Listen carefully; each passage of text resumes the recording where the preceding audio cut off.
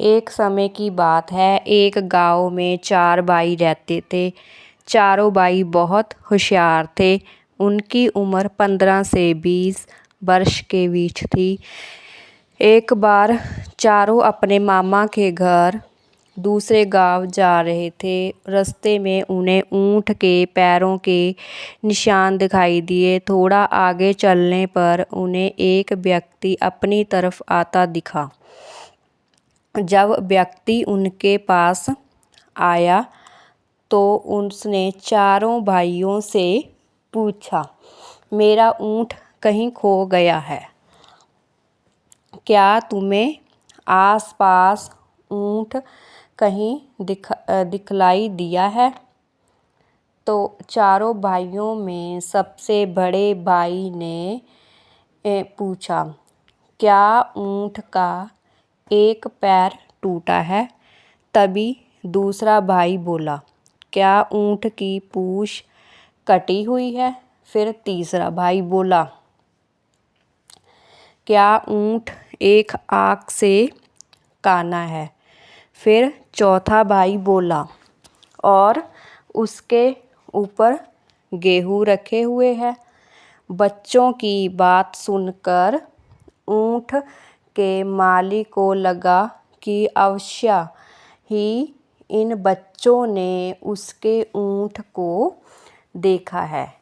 उसने झट से बच्चों से पूछा, बच्चों बतलाओ, मेरा ऊंट कहाँ है? तभी चारों ने उत्तर दिया, हमने ऊंट नहीं देखा।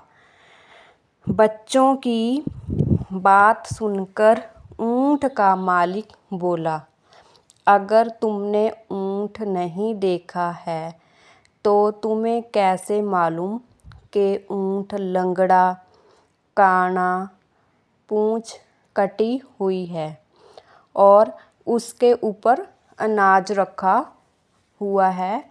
फिर भी चारों भाई यही बोलते रहे कि हमने तुम्हारा ऊंट नहीं देखा। ऊंट के मालिक को चारों भाइयों पर शक हुआ कि इन्हीं ने ऊंट चुराया है। ऊंट का मालिक चारों भाइयों की शिकायत लेकर राजा के पास पहुंचा। राजा से शिकायत करते हुए बोला कि महाराज, मेरा ऊंट कहीं गुम गया है और इन चारों भाइयों ने मेरे ऊंट का हुलिया बतलाया है, किंतु कहते हैं कि हमने तुम्हारा ऊंट नहीं देखा। मुझे शक है कि इन चारों ने ही मेरा ऊंट चुराया है। राजा ने चारों भाइयों से पूछा कि जब तुमने ऊंट देखा ही नहीं तो तुम्हें ऊंट का हुलिया कैसे मालूम है? तभी सबसे बड़ा भाई बोला, महाराज, हम जहाँ से जा रहे थे उस रास्ते पर ऊंट के पैरों के निशान थे। एक पैर के निशान कुछ उभरे हुए थे, बाकी 3 पैरों के निशान गहरे थे। इसका मतलब है कि ऊंट का एक पैर टूटा हुआ था, जिसके कारण उसके उभरे हुए निशान बन रहे थे। दूसरे भाई ने कहा, महाराज, ऊंट की पूंछ कटी हुई होने का संदेह हमें इसलिए हुआ क्योंकि जहाँ ऊंट के पैरों के निशान थे वहाँ ऊंट का गोबर बिखरा हुआ नहीं था। इसका मतलब साफ था कि ऊंट की पूंछ कटी हुई है। इसी कारण गोबर पूंछ से नहीं टकराया और सीधा जमीन पर गिरा। फिर राजा ने तीसरे भाई से पूछा तो उसने कहा, महाराज, ऊंट जहाँ से जा रहा था वहाँ एक तरफ की घास तो ऊंट ने खाई थी, जिसके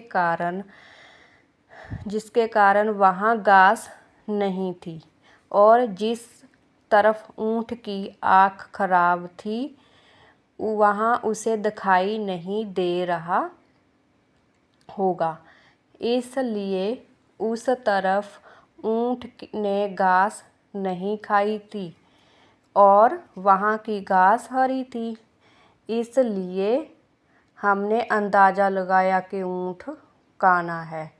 फिर चौथा भाई बोला, महाराज, जिस रास्ते से ऊँट जा रहा था उस रास्ते पर गेहूं के दाने बिखरे हुए थे, इसलिए मैंने कहा कि ऊँट के ऊपर अनाज रखा हुआ है, किंतु हमने इनका ऊँट नहीं देखा था। चारों के उत्तर सुनकर उनकी बुद्धिमत्ता पर राजा बहुत प्रसन्न हुआ और राजा ने चारों भाइयों को अपने सलाका मंडल में जगह दे दी। Thank you. Please Jaspreet story subscribe करें।